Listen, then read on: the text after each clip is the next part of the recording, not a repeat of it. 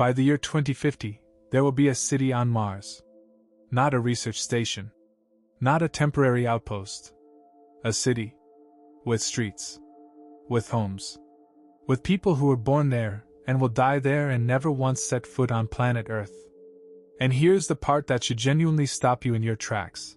That city needs to survive completely on its own. No supply ships from Earth. No rescue missions. No lifeline. If something goes wrong on Earth, war, collapse, catastrophe, the people of Mars have to be able to look up at that pale blue dot in their sky and simply carry on without it. That is the mission. That is what SpaceX is building toward. Not just a rocket. Not just a landing. A second civilization. From scratch. On a planet that is actively trying to kill everything on it. So the question isn't whether this sounds impossible. The question is, how do you actually do it? This is the full plan. Step by step. And some of it will genuinely surprise you. Before we get into the plan, we need to understand why Mars is a completely different kind of problem from anything humanity has ever attempted. Take the moon. If you lived on a moon base and something went wrong, you ran out of food, a system failed, someone got sick, you could be back on Earth in about a day. Resources could reach you within days. The moon is close enough that it will always have a safety net beneath it. Mars has no safety net. The shortest possible journey between Earth and Mars takes around 8 months one way. 8 months in a spacecraft. And that's only possible during a specific window when the two planets align, a window that opens once every 26 months. Miss the window and you wait. Whatever happens, you wait. Even with future nuclear propulsion technology, the best-case scenario still puts the journey at around 45 days. That's better. But it still means that if a Mars colony runs out of something critical, something it cannot produce itself, people die before help arrives. This is why self-sufficiency isn't a nice idea for a Mars city. It's the only idea. The colony either learns to produce everything it needs from the Martian environment, or it does not survive. And here's what the Martian environment actually offers. The surface is colder than Antarctica, drier than the Sahara. The atmosphere is so thin that liquid cannot exist on the surface. It either freezes or evaporates instantly. Step outside without a pressure suit, and your body would simultaneously begin to freeze, boil, and suffocate. Not one of those things. All three. At the same time. And even inside a suit, you'd be absorbing dangerous levels of radiation, because Mars has almost no magnetic field and almost no atmosphere to filter the sun's output. This is where 1 million people are going to live. So, where do you even begin? You begin with robots. Before a single human being sets foot on Mars, the planet will already be inhabited. Dozens, possibly hundreds, of autonomous machines working, building, drilling, and preparing the ground for the people who come later. And the robot leading that charge is one you might already recognize. Optimus, Tesla's fully autonomous humanoid robot. The same machine designed to take over jobs on factory floors here on Earth. On Mars, it becomes something else entirely. It becomes the advance party. The construction crew. The reason the first humans don't arrive to an empty, hostile wasteland with nothing ready for them. It's not a coincidence that Tesla, a sister company of SpaceX, happens to be building exactly this kind of technology. Elon Musk runs both companies. The pieces are being built in parallel on purpose. SpaceX's current roadmap shows the first Mars missions launching as early as 2026. 5 Starship landers, each carrying around 10 tons of payload, heading to Mars in the same launch window. The honest goal of that first mission is simple: land at least one of them without crashing. Mars landings are hard.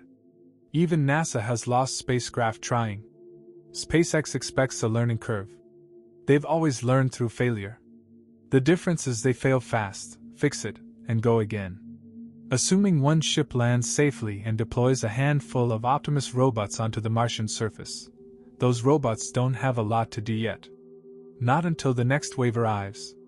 That next wave comes 2 years later. 20 Starship landers. each carrying 75 tons of cargo. Almost all of it infrastructure. Because before any human being can safely survive on Mars, two critical machines have to already be running. Everything else depends on those two machines existing first. Let's talk about what they are. Machine number 1, a water treatment plant. SpaceX has already identified the Arcadia region of Mars, just northeast of Olympus Mons, the tallest mountain in the entire solar system, as the prime location for the first colony. One of the main reasons is what's hiding under the ground there, vast deposits of water ice. That ice is everything. Water is heavy. Impossibly heavy to ship across 8 months of space travel in quantities large enough to sustain a colony. And there's only so many times you can recycle what you bring. So the colony needs its own water source. It needs to dig up that ice, melt it, filter it, and turn it into something drinkable. But water does something even more important than hydrate people. Split a water molecule apart, and you get two elements, hydrogen and oxygen. Oxygen goes into the air supply. People breathe. The colony stays alive. And the hydrogen? That becomes rocket fuel. This is where it gets genuinely clever. Starship doesn't run on pure hydrogen, it runs on methane. Methane is hydrogen with a small amount of carbon mixed in. 1 carbon atom for every 4 hydrogen atoms. The carbon comes from the Martian atmosphere itself, which is mostly carbon dioxide. Extract the carbon from the air, combine it with the hydrogen from water, and you have methane. Rocket fuel. Produced on Mars. From local resources. This is what makes the return journey possible. Because here's the hard truth, the first people to go to Mars are probably going to Mars knowing it might be a one-way trip. Not because anyone wants it to be, but because bringing enough fuel to land on Mars and launch back to Earth is a staggering amount of weight. Weight that could instead carry supplies, equipment, and more people. The fuel plant changes that equation. Once it's running, rockets can be refueled on Mars. People can come home. Machine number 2 is the reason for that. The mining rig. The water ice is underground. It doesn't come to the surface on its own. It has to be dug up. And here again, it's probably not a coincidence that another company in Elon Musk's portfolio, the Boring Company, specializes in tunneling technology. Scaled down into a compact Martian drilling rig, that same technology starts unlocking every resource the colony needs from beneath the surface. And as a bonus, all the rock and soil that gets pulled up during mining can be processed into a hard asphalt material and used to build roads and landing pads. The planet's own ground becomes the colony's first infrastructure.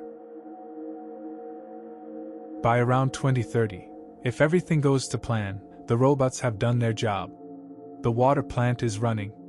The fuel plant is running. The roads exist. The landing pads are prepared. The ground has been surveyed, drilled, and mapped. Now the humans come. 100 Starship landers. Each carrying 150 tons of cargo. The largest coordinated migration in human history, to another planet. The first thing that needs to go up the moment people arrive is a power plant. Until now, the robots were running off solar panels, manageable for machines with modest energy needs. But humans need heat, pressurized air, lighting, life support systems running every single hour of every single day. One Martian day is almost identical in length to an Earth day, 24 hours and 37 minutes. That means every 12 hours or so, the sun sets. The solar panels go dark. And everything keeping the colony alive has to run on stored energy through the night. Tesla's Megapack, a large-scale battery storage system already being manufactured on Earth, can fit inside a Starship lander. A single Megapack can power a small town for several hours. String enough of them together, and a small Mars colony makes it through the night. But the colonists also need somewhere to live that isn't a rocket ship. In the short term, the Starship landers themselves become homes. They're large, pressurized, and already on the surface. But they're tall and narrow, you need an elevator to get in and out, and they were never designed as permanent living spaces. So humans and robots begin building the first permanent Martian habitats. Together. And what those habitats actually look like, what they're made of, is one of the most unexpectedly fascinating parts of this whole story. When most people imagine a Mars habitat, they picture a giant glass dome. Something sleek and futuristic, full of greenery, with a panoramic view of the red Martian sky. That's not happening anytime soon. Here's why. The closest thing to that vision that humans have ever built on Earth is the Nature Dome at Singapore's Changi Airport. That structure covers 135,000 square meters of internal space. The dome alone weighs 3,500 tons. That's the equivalent of 350 Starship loads of material, just for the frame. Before a single plant, person or piece of furniture goes inside. Shipping that to Mars is not a serious option. So the first habitats need to be built from whatever Mars already has. And Mars has two things in abundance: ice and rock. The ice dome concept is being studied by NASA's Langley Research Center. It starts with an inflatable ring-shaped module at the base, lightweight, shipped from Earth, fits inside a single rocket. Then a solid mold goes up around it. Then robots fill the mold with water ice extracted from the ground. The ice sets. The dome is complete. Ice is translucent enough to let natural light filter through, which matters more than you'd think. Natural light regulates sleep. It affects mood. It keeps people mentally stable during a long, isolated existence on a planet 225 million kilometers from home. That matters as much as any engineering challenge on this mission. But ice domes work for homes. They're not so practical for factories, research labs, or larger infrastructure that needs more structural strength and flexibility. So for bigger structures, the plan is to use Martian rock as a building material. The mining operations produce enormous quantities of excavated rock as a byproduct. That rock can be ground down and mixed into something resembling concrete. But concrete needs a binder, something to hold all the particles together and make it solid and strong. And here is where this story takes a turn that nobody expects. The binder comes from human urine. Specifically, from a compound in urine called urea. Researchers at the University of Manchester have already tested this concept in a lab. When urea is mixed into a mixture of simulated Martian soil, it produces a concrete stronger than what we currently build with on Earth today.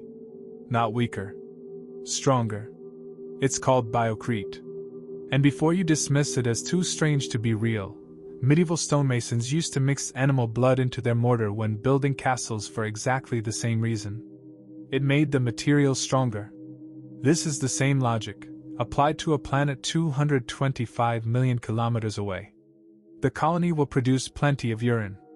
None of it will go to waste. Power, water, oxygen, shelter, fuel. If the colony can produce all of those things from local resources, it has a fighting chance. But there's one more problem. And it might be the hardest one of all. Food. You cannot ship food to 1 million people across 8 months of space. The numbers don't work. The colony has to grow its own. And growing food on Mars is not a gardening challenge. It's a chemical warfare problem. Martian soil is toxic. It's saturated with compounds called perchlorates, chlorine-based chemicals. On Earth, chlorine is what we put in swimming pools specifically because it kills living things.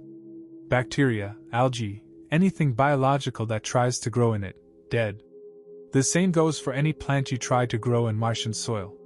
The perchlorates will kill it before it has a chance to establish roots. That leaves 2 options. Neither is easy. Option 1. Ship soil from Earth. Even a starship filled entirely with topsoil is not a meaningful quantity when you're trying to feed 1 million people. This is not a real solution at scale. Option 2. Process the Martian soil. Remove the perchlorates. Add nutrients. Convert it into something plants can actually grow in.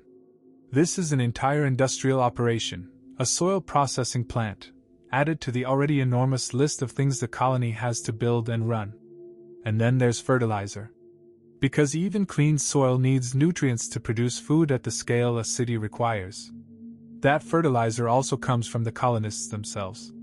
Human waste, the solid kind this time, contains exactly the biological compounds needed to enrich Martian soil and make it productive.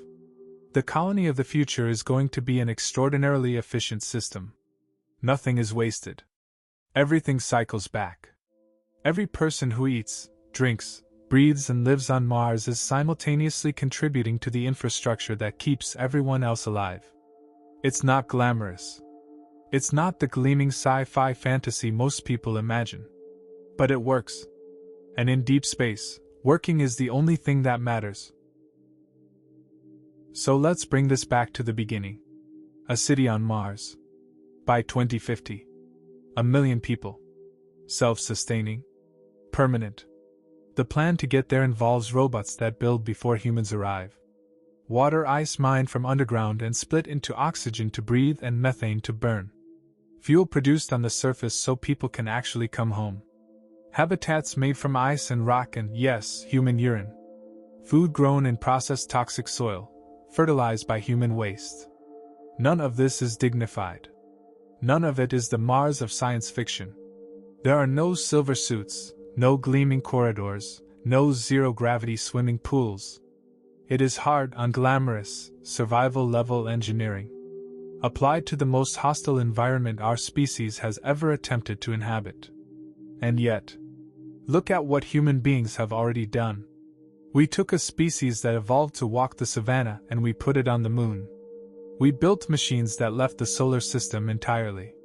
We pointed a telescope at an empty patch of sky and found 10,000 galaxies hiding in the dark.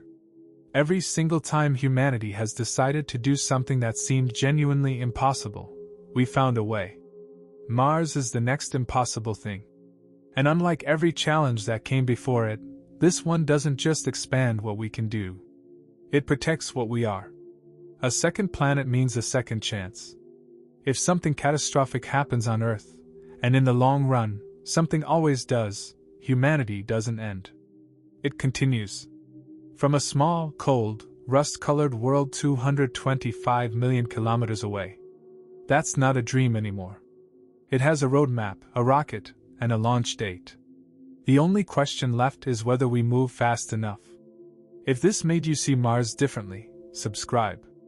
Because the story of how we actually get there is just getting started.